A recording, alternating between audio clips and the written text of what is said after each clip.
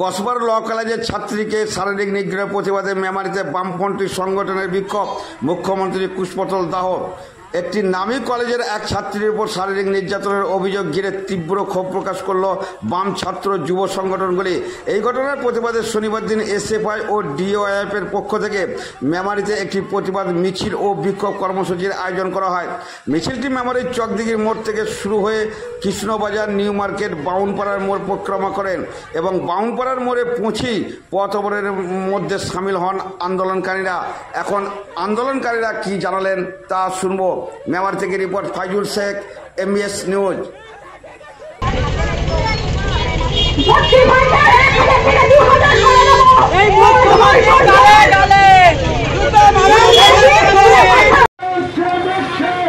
আমি এখানে ডিউটিরত একজন পুলিশ কর্মচারীকে, যিনি উর্দি পরে আছেন, তাকে আমি জিজ্ঞাসা করেছি, আপনাদের কি এই সমস্ত কিছুতে লজ্জা পায় না?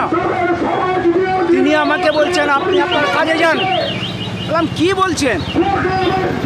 আপনি উর্দিটা পেয়েছেন আমাদের জন্য, আমাদের সার্ভিসের জন্য, আপনি পাবলিক সার্ভেন্ট, এটা আপনি মাথায়, বলছে আপনি আপনার কাজে যান। তখন আমার এক সহকর্মী যোদ্ধা, তিনি বলছেন উনি এই কাজে আছেন, ওনাকে বলেন। বললাম, আমি আপনাকে আবারও জিজ্ঞাসা করছি, আপনাদের কি লজ্জা পায় না? তখন উনি চলে যাওয়ার চেষ্টা করছেন। সত্য হচ্ছে তারা লজ্জা রাখতে পারবেন না, এই লজ্জা। পুলিশ হলেও তিনি কিন্তু মানুষ, আমি ওনাদেরও বলেছি, আপনারা মানুষ বলেই কিন্তু আপনাদের গায়ে উর্দি চেপেছে, তাহলে মানুষের লজ্জা লাগে না? এইটা ছিল আমার বক্তব্য।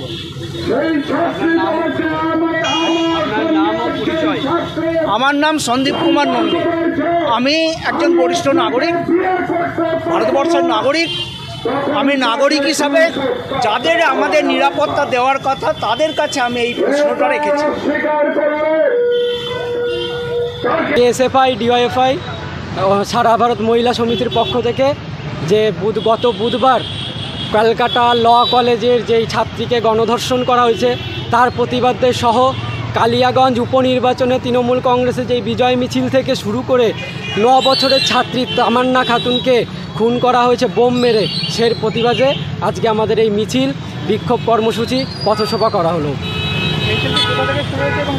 মিছিলটা মেমারি চকদিঘি মোড় থেকে শুরু হয়ে মেমারি স্টেশন বাজার হয়ে বামুনপাড়া মোড়ে এসে ঠেকেছে। এখানে কিছুক্ষণ আমরা অবরোধ করা হয়। অবরোধ করার সময় আমাদের নেতৃত্বের সাথে পুলিশের সাথে ধস্তাধস্তি শুরু হয়। সেখানে মুখ্যমন্ত্রী কুশপুতুল যখন পোড়ানো হয়, তখন পুলিশের সাথে বাদানুবাদ বাঁধে। তারপরে আমরা সাধারণ মানুষের স্বার্থে, ছাত্রছাত্রীর স্বার্থে, অ্যাম্বুলেন্সের স্বার্থে আমরা এই পথ অবরোধ 10 মিনিটের মাথায় তুলে নিই। তারপরে আমাদের পথসভা করা হয়। কলেজ যেটা শিক্ষা প্রতিষ্ঠান, মাত্র ক্লাস 4-এ পড়ে, কী দোষ ছিল ওর মা 24 জনার নাম দিয়েছে, পুলিশ তাদের কোনো ভূমিকা নেই, নিরপেক্ষ দর্শক, তাদের শাস্তির দাবি আমরা জানাচ্ছি। আপনার নাম ও পরিচয়?